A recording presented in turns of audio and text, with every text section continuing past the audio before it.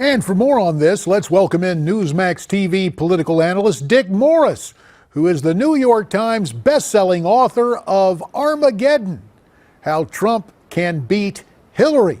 So, Dick, let's go by the book, and not your book, although it's a great one, a New York Times bestseller.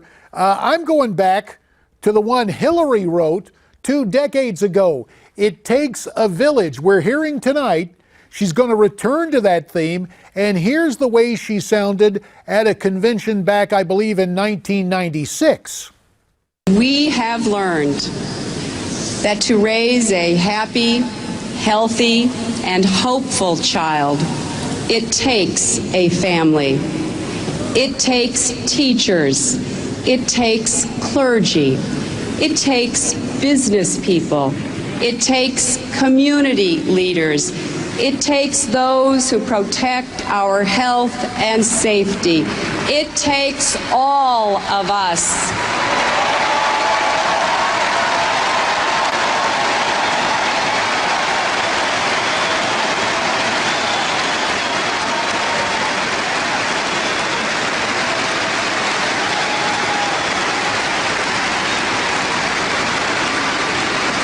Yes, it takes a village.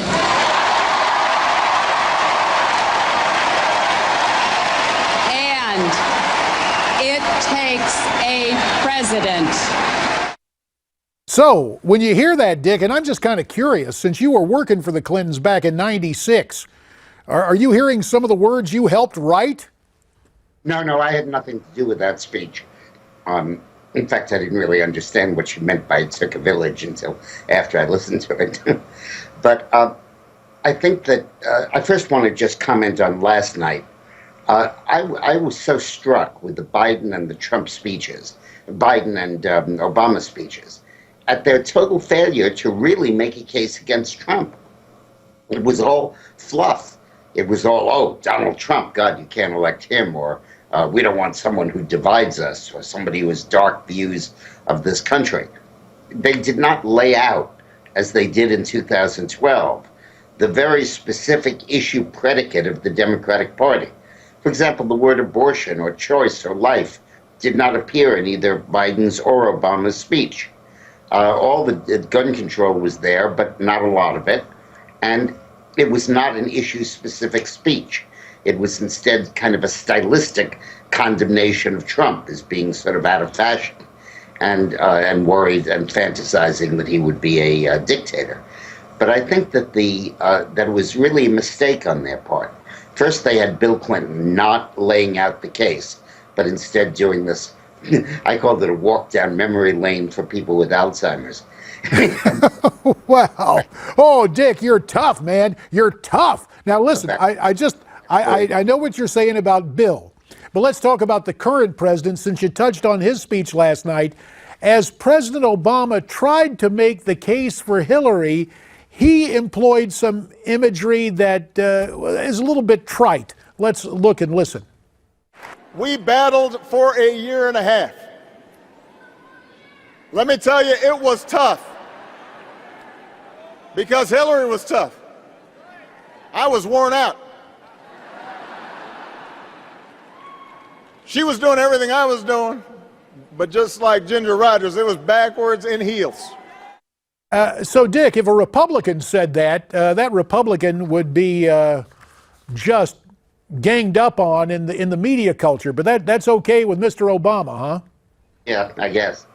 But what I thought was notable about Obama's speech and Biden's is after Clinton basically didn't mention Trump in the speech much, basically focused on trying to rehab Hillary, they did not lay out the case. They needed to be prosecutors, particularly Biden. He needed to say Trump would do this, Hillary will do that. Trump would do this, Hillary would do that. And lay out the entire Democratic case.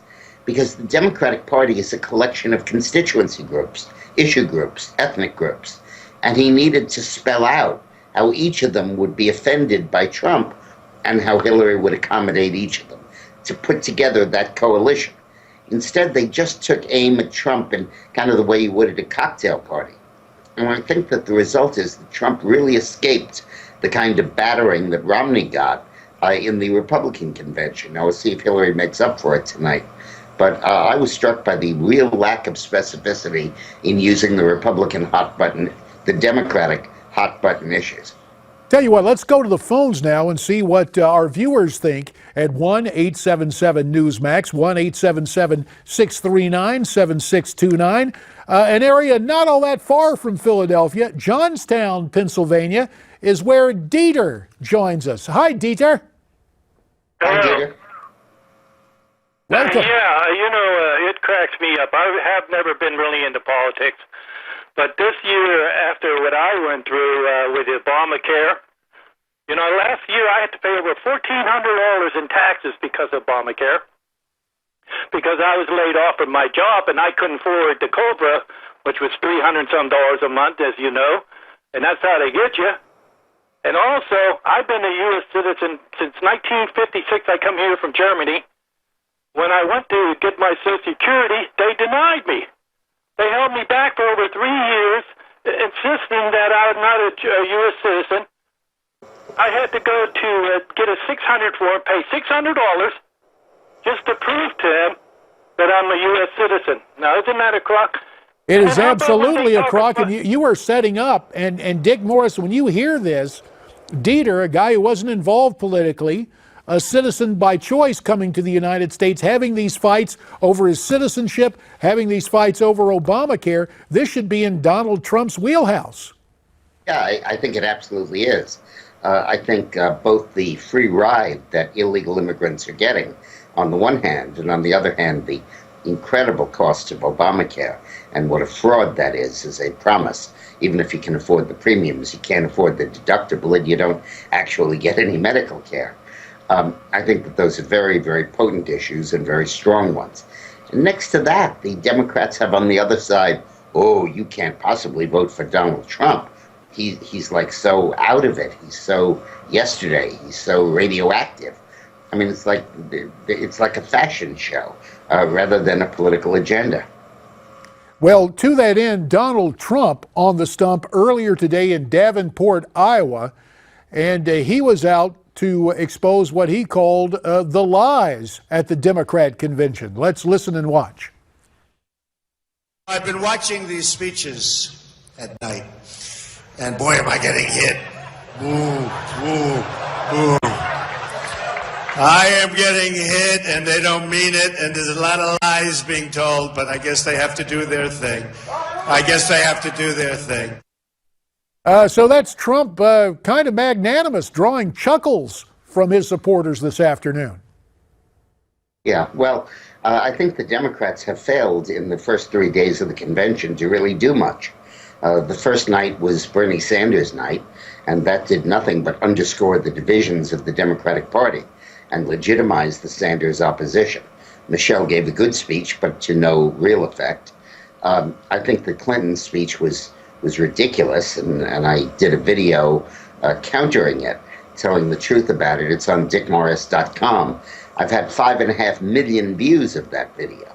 And I think that people just get that this was an airbrushed history, as Maureen Dowd said. And then you had last night where Biden and Obama speak, and they don't really land any punches. They didn't talk about any of Trump's negatives, just a few, kind of the aura of his negatives. And now Hillary has to do the entire lifting herself. And Hillary is not a great speaker. And I think we're going to see her attempt to do it, but I think it's going to be a shrill, very limited performance. You know, Dick, we just saw a second ago live images from Convention Hall in Philadelphia, and there's one of the Hollywood power couples, Mary Steenburgen, who grew up in Arkansas with former General Wesley Clark, and Ted Danson, who ironically is a native of Prescott, Arizona, but man, that hairpiece he's wearing looks pretty nice. But I digress. Anyway, all the Hollywood stars are there. Final 45 seconds. Does that help Hillary in any way? No, in fact, I've always advised the Clintons to steer clear of Hollywood. In fact, in 1995, when Bill was going to, and Hillary were going to take a vacation in Nantucket, I made him go to the Wyoming Jenny Lake Lodge to look at the Grand Tetons instead. because shouldn't be identified with the Hollywood glitterati in Nantucket. I think people just see that as pretentious and as being the Clintons kind of living above themselves. Hey, I remember that vacation you sent them on because I offered the Republican response, and I did it on video when President Clinton was doing his speech by telephone. It was kind of an interesting contrast. Dick Morris, as always, we appreciate your insights and analysis. We'll have you back during our live coverage of Hillary's speech. Up next, our old pal John Gizzi, live from the Philadelphia convention. Stay with us.